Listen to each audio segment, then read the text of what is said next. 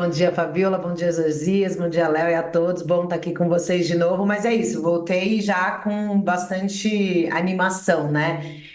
Acordei cedo, sim. A gente estava falando com algumas pessoas hoje de manhã, Fabiola. A situação ontem ali à noite na Alvorada foi, segundo me relataram, bastante tensa, né? Depois que o presidente Lula começou a sentir dores de cabeça, ele teve uma agenda cheia ontem, né? A gente lembra que, inclusive, conversou com os presidentes Rodrigo Pacheco e Arthur Lira tentando resolver aí problemas de emendas. Enfim, estava numa segunda-feira agitado, o presidente Lula relatou essas dores de cabeça e quando foi ao Sírio-Libanês, na avaliação dos médicos aqui, quando eles fizeram a avaliação de que seria melhor a equipe médica que faria a cirurgia de emergência estar em São Paulo, até o Calil agora na coletiva tentou justificar, né, o porquê não fazer em Brasília, o que faltava em Brasília, né, para o presidente ter que ser transferido, deu uma resposta não com muita explicação, mas o que me disseram é que a equipe médica seria mais fácil estar todos em São Paulo, enfim, resolveram transferir o presidente Lula. Nesse momento em que ele foi avisado que teria essa transferência, os médicos chegaram a solicitar, aí estava lá o avião presidencial à disposição do presidente e com qual estrutura? Ah, podemos montar uma UTI? E aí perguntaram se tinha essa estrutura. Tem uma estrutura disponível de UTI para a presidência, só que, segundo eu estava conversando com alguns ministros, eles falaram o quê? Na hora que solicitaram, a informação que foi passada para a equipe médica do presidente foi de que para montar essa estrutura de UTI móvel no avião presidencial, levaria mais ou menos de 3 a 4 horas. E aí o que se avaliou naquele momento foi, não, então não precisamos esperar, vamos no avião agora, os médicos aqui do Círio de Brasília foram acompanhando o presidente Lula com a primeira-dama no avião presidencial e resolveram fazer essa transferência. Nesse momento, segundo me relataram alguns assessores, obviamente o clima era de apreensão e tensão, né?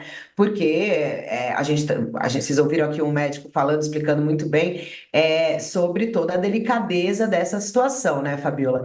E aí, eu vi vocês falando antes aqui, estava acompanhando, tem muita gente mesmo, Fabiola, pensando agora nesses próximos dias, nessa recuperação do presidente e tentando sensibilizá-lo, como o Saca colocou muito bem, né? Acho que aqui a gente tem alguns tipos de assessores do presidente.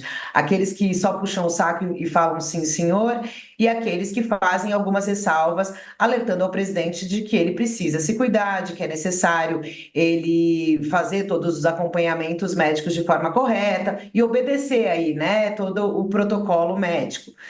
Mas o que me disse, pelo menos duas fontes, uma que eu estava conversando mais longamente hoje de manhã, Fabiola, além de todo esse quadro médico que inspira atenções, o presidente, um paciente aí de 79 anos, né, numa área toda delicada, há também aí quem diga que há uma preocupação com esse estado, digamos, emocional do presidente Lula.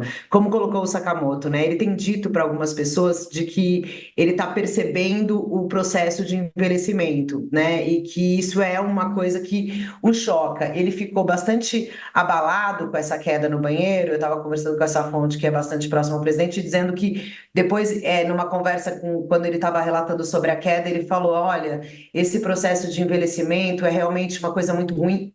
Detalhe que o presidente ele tem uma rotina, né? De se cuidar, ele faz exercício, ele acorda cedo, a Janja tem um papel muito, muito fundamental nisso, os assessores ressaltam bem, porque ela cuida da alimentação dele. Então, o presidente, ele tem, nesse momento, né, aos 79 anos, ele vive uma vida em que ele cuida, tenta cuidar dessa parte física.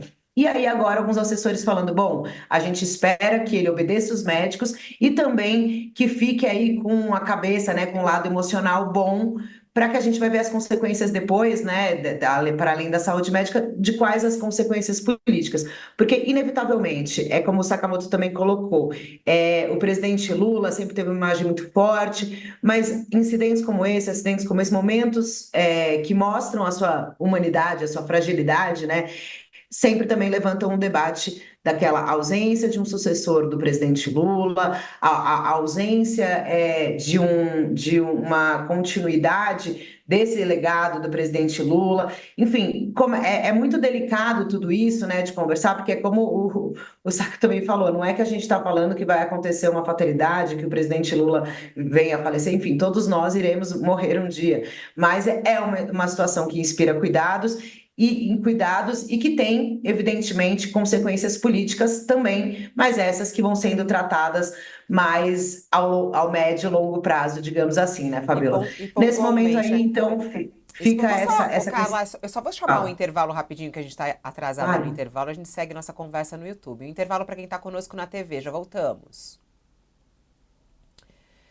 É muito importante isso que você está falando, aliás, a gente, quando você fala sobre a Janja, né, na entrevista coletiva, o médico fez questão de dizer que a Janja não saiu do lado do presidente durante todo o processo, né, na transferência, no avião da FAB, tá na coluna, os detalhes da transferência do presidente Lula tá na coluna da Carla, vou mostrar aqui para fazer a publi para Carla, aí ó, Lula foi transferido em avião da FAB, sem UTI, para agilizar o atendimento, isso tudo que a Carla estava nos explicando agora há pouco. A Janja o tempo inteiro ao lado dele, o Dr. Roberto Calil diz que segue ao lado dele, inclusive a decisão de conceder essa entrevista coletiva com todos os médicos da equipe foi uma decisão do Lula e da Janja, foi o que ele disse. O Dr. Roberto Calil disse aqui.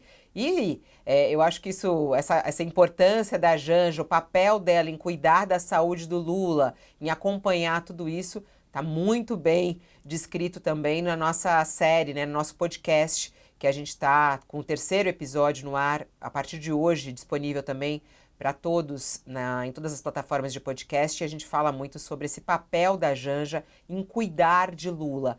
Agora você estava falando sobre essa decisão pontual, né, Carla? E aí, antes a gente estava falando com o doutor a respeito de Lula abrir mão neste momento, cuidar da sua saúde e deixar na mão do vice-presidente Geraldo Alckmin. Pelo que a gente já sabe, Geraldo Alckmin assume a agenda de Lula hoje, mas como vice-presidente, não como presidente. Essa transferência, isso pode vir a acontecer, Carla, pela até sua experiência, cobertura aí, e pelo que você acompanha dentro do governo Lula. A gente vê que o Lula raramente faz essa passagem, né? Você acha que vai acontecer isso ou não? Olha, conversando com hoje cedo, neste momento, Fabiola, eu acho que é mais possível que ele despache de São Paulo do que ele já faça essa formal transferência, né? Pode acontecer o quê? O Alckmin substitui ele nesses eventos. Por exemplo, o vice-presidente estava em São Paulo, inclusive, tinha uma agenda em São Carlos. Hoje de manhã, quando ficou sabendo, a assessoria ainda não tinha resposta que ele ia fazer, e aí decidiram então que ele retornaria a Brasília para receber a delegação da Eslováquia, que está aqui, seria recebida hoje pelo presidente Lula. Pelo menos um assessor me falou assim: ó, no primeiro momento, a gente vai deixar assim. O Alckmin assumindo informalmente, quer dizer, informalmente não, né? Sem oficialmente o presidente se licenciar. E há um escritório, Fabiola, da Presidência da República em São Paulo. Além disso, se a gente for recordar alguns episódios, o ex-presidente Jair Bolsonaro, em uma das suas internações, ele despachava do hospital, né? Chamava ali o assessor jurídico da SAGE, que é quem cuida do Diário Oficial, fazia algumas assinaturas. Pelo menos nesse momento, o que parece, os assessores do Lula estão percebendo e sentindo, porque é tudo muito delicado, o presidente ainda está, né, num pós-cirúrgico, ainda é difícil cravar qualquer informação em relação a isso. Mas, ao que parece, o presidente, e ele tem muito essa coisa, Fabiola, de tentar. O presidente Lula sabe o quão importante é mostrar a sua saúde, a sua vitalidade em governar, né? Então, ele abrir mão nesse momento, algumas pessoas que o conhecem há muito tempo dizem que não é muito o perfil, que ele preferiria talvez descansar um pouquinho, mas poder despachar algumas coisas, enquanto deixa o Alckmin com alguns outros eventos mais públicos, né? Eventos como esse hoje aqui no Itamaraty, que recebe uma delegação estrangeira que não poderia ficar, né? Não poderia ficar sem a recepção. Então, até inclusive o ministro da Secretaria de Comunicação, Paulo Pimenta, que esses dias andou levando broncas aí do presidente Lula, também foi ali convocado para ajudar a receber a delegação da Eslováquia e vai participar desse evento aqui hoje de manhã.